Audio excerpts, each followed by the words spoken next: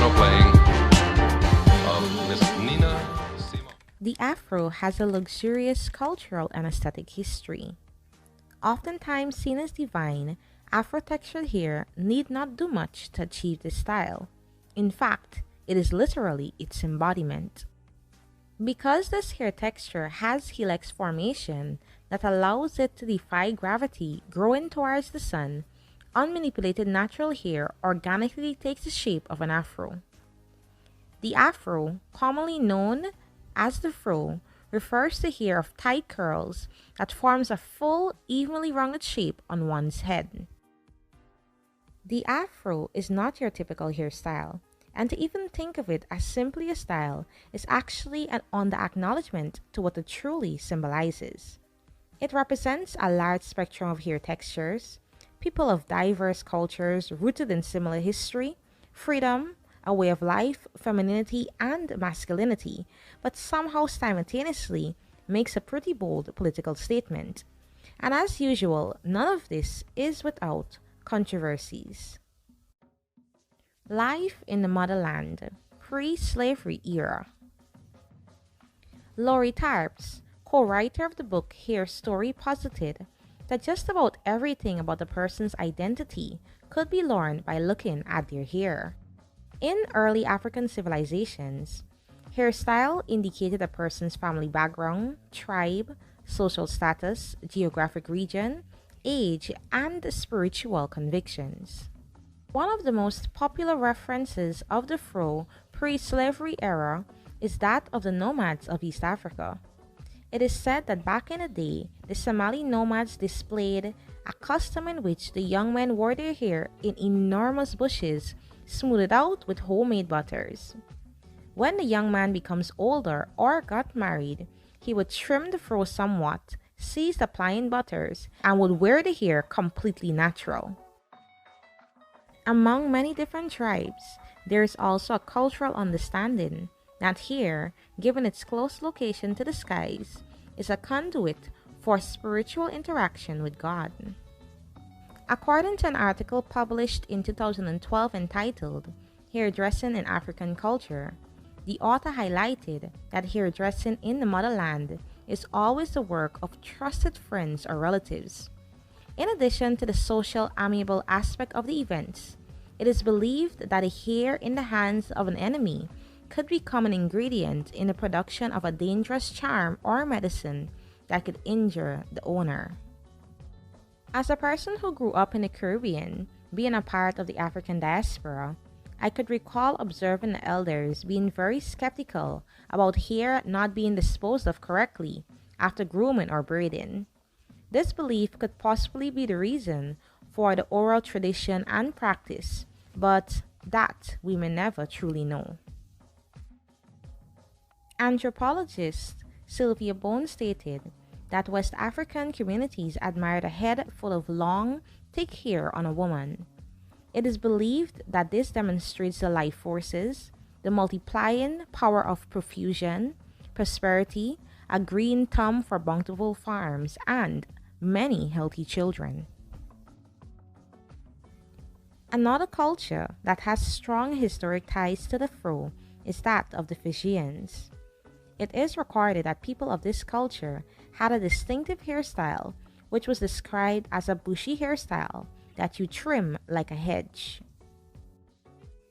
An article published in 1970 by the New York Times documenting Fijian history stated that this hairstyle was traditionally worn universally by both sexes, but this has since changed and now primarily adorns the head of nearly all females. A native stated that achieving a proper puffiness takes careful preparation of the hair with a solution of lime and clay. She also stated that her ancestors utilized wooden combs and for sleeping, a neck supporting rack to maintain the hair overnight. What is very evident is that during this era, the afro was worn with great intention, conviction, and pride. Slavery and the colonization era. The transatlantic slave trade shipped millions from the continent. Following that, the scramble for Africa occurred, leaving the continent colonized. These two significant events within our history caused an astronomical shift in how we perceived ourselves. Our systems of life assimilated by force into that of another man's. What was seen as beautiful was shamed and had to be hidden in order to preserve one's life. The intricate details paid to hair, such as having access and utilizing herbs, oils, hair butters, and other hair care products, were non existent. As such, our ancestors resorted to bacon grease, butter, and kerosene as their moisturizers, conditioners, and shampoos. Out of desperation, they used sheep fleece carding tools to aid in detangling their hair. For almost 400 years, Africans were subjected to abhorrent, dehumanizing conditions, and its effects on every aspect of our lives is still evident today. Many of the horrors experienced are unimaginable, and a lot of the history during this time is still being revealed today. For the parts that were documented, such as shaving of the head and laws prohibiting black women from wearing their hair in public, is not even the tip of the iceberg. Post-slavery, post-colonization era. Afros have frequently been categorized as unprofessional or inappropriate. Susanna Walker, in her book Style and Status, relays the story of Annabel Baker, who in 1943 was told by the dean of the institute that it was disrespectful for her to wear an afro while representing the school at a conference, and that she should be ashamed to wear her hair in its natural state. The pressure for black people to tame their hair existed for both men as it did for women. It was popular at this time to chemically process the hair or to use pressing combs to get rid of the kinks, curls, and coils. The afro has its most popular phase in the 60s, but this hairstyle emerged prior. In fact, it is said that a small group of young black female dancers and jazz singers wore unstraightened hair. At this time, the hairstyle they wore had no name, and when noticed by the press, was commonly referred to as wearing their hair close cropped. Wearing their hair unstraightened expressed their feeling of racial pride. Maxine Craig stated in an article titled The History of Black Hair that around the mid-1960s, similarly motivated students who were civil rights activists at Howard and other historically black colleges stopped straightening their hair, had it short, and allowed it to grow without the use of chemicals. Over time, this close cropped style developed into a large rounded shape worn by both sexes. It created a sense of commonality among its wearers who saw this style as a mark of a person who was willing to take a defiant stand against racial injustices.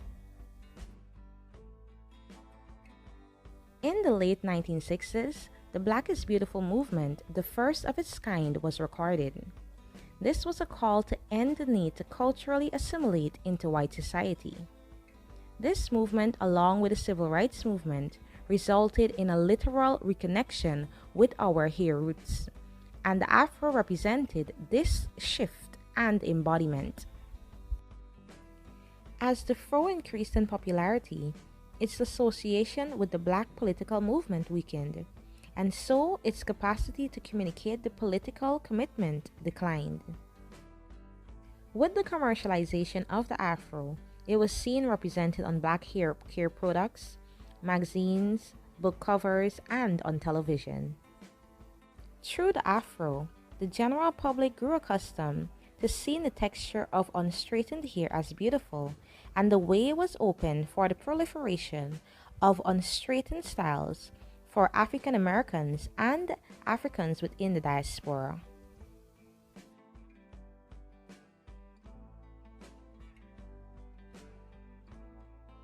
Today, as we contribute to history, let's be sure to wear our fro with intention, pride, conviction, and confidence, knowing just a little glimpse of its history.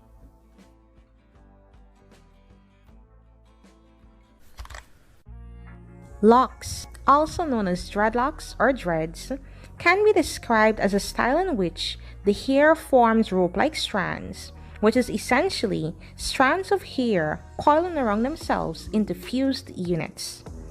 The presence of locks can be seen in a variety of ancient cultures worldwide, from Ethiopia to Israel and even Egypt. In fact, this style actually has very strong ties in religions such as Christianity and Hinduism. In India, some of the earliest historical reference of locks comes from 1800 BCE with ties to the Hindu religion. One of the more popular historical record of the wearing of locks can be credited to the priest of the Ethiopian Copic religion who were said to be wearing this style around 500 BCE.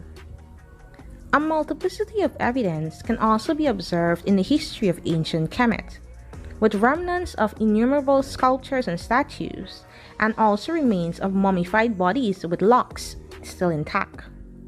In the ancient biblical Israelite culture, reference to this style can be seen in several verses in the Tanakh, including Songs of Solomon 5:11, Ezekiel 8:3, Judges 16:13, Numbers 6:5, and the list goes on. Throughout the motherland, this style can be seen being worn with grace and confidence in many tribes. Today, locks can be seen worn by both men and women, young and old, internationally. This video, however, seeks to zoom into the wearing of locks by women and men of African descent within Africa and the diaspora. Individuals of African descent have a wide range of hair textures. Hair, however, that naturally grows outward in thick curls or coils is usually associated with being black, and as such, textures can be transformed into a variety of styles, one of which includes locks. Discrimination based on hairstyles closely associated with individuals of African descent have been evident and too common throughout our history. In fact, many schools, banks, and other organizations have banned the wearing of certain hairstyles, specifically due to its correlation with the African culture. An article written by Green in 2017 entitled "Splitting Hair" documents that Black people have been subjected to dignitary, psychological, physiological, and financial discrimination based on their hair. There are many examples of this reported, but I'll just highlight a few. According to the Office of the Attorney General in the state of New Jersey Division of Civil Rights, the U.S. Army banned locks, referring to them as matted and unkempt, and in 2017 placed an outright ban on locks and cornrows. Some portions of this policy was revisited after complaints that it was racially biased, and finally in 2017, the Army retracted its prohibition on female soldiers wearing locks altogether. Another example is of an incident that occurred in 2018 when a 6-year-old child was allegedly forced to forego a scholarship at a private school because the school would not permit the wearing of locks, leaning into the stereotype that this hairstyle is unprofessional and unkept. Change is slowly taking place worldwide to eliminate biases connected with the way a Black person chooses to wear their hair. Although this was the atmosphere surrounding those who wore locks, clearly it did not eliminate the style from being practiced and worn proudly. In fact, just as it was in the days of old, some people today wear locks embedded with great spiritual symbolism and conviction. According to an online blog named Dr. Locks, Eastern and Western spiritualism believes that spiritual energies leave the body through the head and hair, and if the hair is locked, it will keep the energy from exiting the body, which will result in retaining more physical strength and spiritual energy. Interestingly enough, the general concept of this idea has parallels with the story of Samson in the Bible. It's no secret that locks is definitely a style that is beautiful and captivating, and we know that Black hair is extremely versatile, so there are definitely different ways in which locks are created. On the two ends of the spectrum, we have locks that are free-formed and manicured locks. Free-form locks are formed by allowing the hair to naturally separate and form coils, which eventually become ropes of knots. This process requires little to no maintenance, it is inexpensive, and it is said to aid in confidence building and self-acceptance. A few discomforts about this style that were reported includes the fact that there is little to no control over the general outlook or the general end result of the style, as well as the locking process. It takes longer to completely lock up, and the fact that many individuals are now unable to wear the hats that they are usually comfortable wearing. And last but not least, this style is usually deemed as the most unprofessional type of lock in many workplaces and institutions. Manicured locks, on the other hand, is formed by manual manipulation, such as twisting, braiding, or interlocking. With this type of lock, it is easier to maintain control and there is more flexibility when styling. Style, however, also has a few discomforts that were reported, which includes the fact that it requires retwisting, more overall maintenance is necessary, it tends to lead to thinner edges and locks. There is also a very high potential of the locks falling out in the mature stages, and you're also required to purchase locking supplies.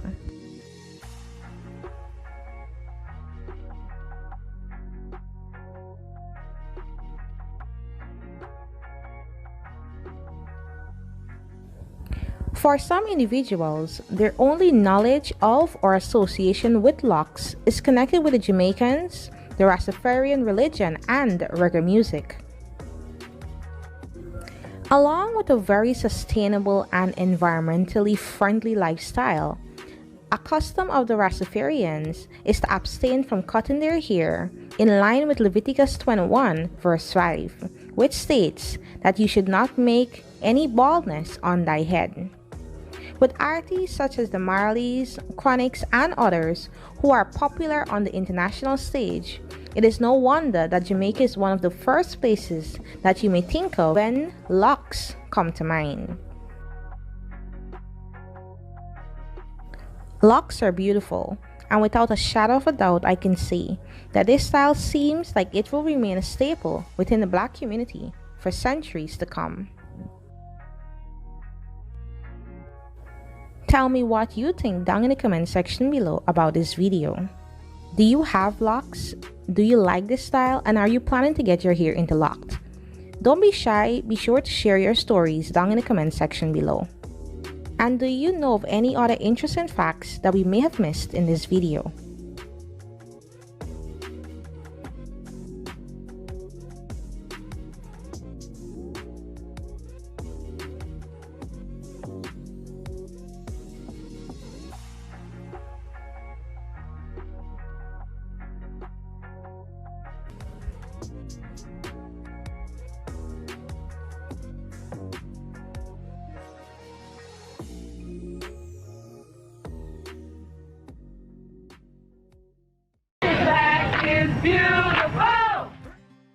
In early African civilizations, hairstyles could indicate a person's family background, tribe, and social status. Just about everything about a person's identity could be learned by looking at their hair. Many people believe that hair, given its close location to the skies, was the conduit for spiritual interaction with God. Then came slavery. A lot of the slaves took their African customs with them, like using their specially designed combs, which were wide teeth combs, because African American hair is very fragile, and out of all of the different types of hair, it's probably the most fragile. And if you were to use a fine tooth comb, then you would probably just rip the hair out and do a lot of damage. So therefore, they included their own personal customs. Now, during the 19th century, slavery was abolished in much of the world. However, many black people felt the pressure to fit in with mainstream white society and adjusted their hair accordingly. Black people felt compelled to smooth their hair and the texture just so they could fit in easier with white society and camouflage in better so that they could get more jobs or better jobs. A lot of the black people over here in America and in England were straightening their hair in the 1930s. The Rastafari theology developed from Jamaica. The ideas came from Marcus Garvey. And this was when the dreadlocks came into play. A lot of the believers were forbidden to cut their hair and instead would twist it into dreadlocks. So the dreadlocks were more like a religious thing. From my interpretation, I'm thinking it was more to do with religion than just a style. It's not really clear where the dreadlocks originated from, but what I can say is that it's an old style. You can even read in the Old Testament when Samson lost his locks of hair, he lost his strength. And on the History Channel, they depict Samson as a black man with dreadlocks. And when you read the scriptures, it kind of seems to coincide with what the History Channel showed about his hair. So they talked about dreadlocks long before Marcus Garvey and his religious movement. The profile of the religion that Marcus Garvey started, it grew significantly in the latter half of the 20th century. The dreadlock hairstyle became very popular after the success of the musician Bob Marley in the 1970s. You could see dreadlocks very commonly worn in British cities. Along with the afro and dreadlocks, it remains the most distinctive black hairstyle among other ethnic groups. Then came the 1960s, Civil Rights era. This time was when the afro hairstyle came in, which emerged in the 1960s during the Civil Rights movement. This was a time for black people when they were proud and they exuded empowerment. And it was also known as a symbol of rebellion. The Afro style became very popular. Even white America decided to wear this style, even though it was a symbol of black pride. With it was birthed the comb, the clenched fist comb that symbolized black pride. Myself, all of us were born with our hair like this, and we just wear it like this because it's natural, because the reason for it, you might say, is like a new awareness among black people that their own natural appearance, physical appearance is beautiful and it's pleasing to them, because black people are aware, and white people are aware of it too, because white people now want natural wigs. They want wigs like this. Dig it? Isn't it beautiful? All right. Long overdue. I think it's very long overdue. I think that it never should have taken a step back from the 70s. It should have just continued to boom. And just the fact that we even have a natural movement now, it shouldn't be called a movement. It should just take place. It should have never stopped taking place from the 70s. I can't imagine what our culture would be like if, everything had been the same from that point on. I think that there would be a lot more positivity going on in our culture, so I hope that it's just the start of something great. The media world has probably done more harm than good when it comes to representing women of color. Often it seems that only a certain type of black woman with a certain type of look is accepted on a larger platform. Ever so often I'll get an email, asking me to go back to the straight look, because some people think, some men and women think that the straighter, longer hair looks better on me. And usually my response is that the straighter, longer hair does not grow from my scalp naturally. And it's a lot to keep up that straight, long hair. And so right now, I'm comfortable with my natural hair. And plus, in the television business, we all have consultants, not just here at NBC 12. There are consultants for all of the stations here. And basically all of the women, black, white, whatever, we all look the same. We have the same type style dresses. We have the same type haircuts, long, straight, or even short, straight. Somebody needs to be a little bit different. Why not me? Not me. More times than not, for Black women, the criticism of hair comes from other African Americans. Negative words or looks are commonplace in a crowd of your own. So the question becomes, are we as a people working on our own demise?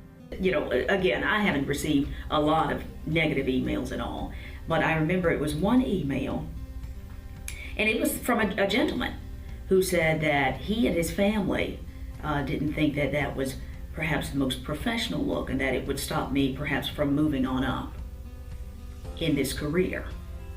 Well, first of all, sir, you're not in this business. And second of all, I get more calls now with natural hair from outside of this news station than I did ever before, because it's something different. And it's me naturally. When people watch me on TV, I'm not there to look pretty. I'm there to deliver the news. And you take it or leave it. That's what I say. You know, I'm not here, and that's usually what I respond, especially to the men that email me. I'm not here getting paid to look pretty for you. I appreciate you thinking. I appreciate you thinking that, but that's not why I'm here. I'm here to deliver the news. And so, I mean, you have to tap into what you know, because we all have a gift. You have to tap into what makes you special and be happy with that. Natural hair means that a hair has not been treated with any chemical relaxers. An afro, that small or voluminous halo of highly textured hair that floats above some Black women's scalps, does not mean that she's about to set off the revolution. There is nothing dreadful about dreadlocks. They're also not a sign that someone sells or smokes marijuana. And by the way, they're locks, not dreads. And a Black woman who chemically straightens her hair is not trying to be white. When in doubt, of course, the best course of action is to understand a Black woman by what's in her head, not what's on it.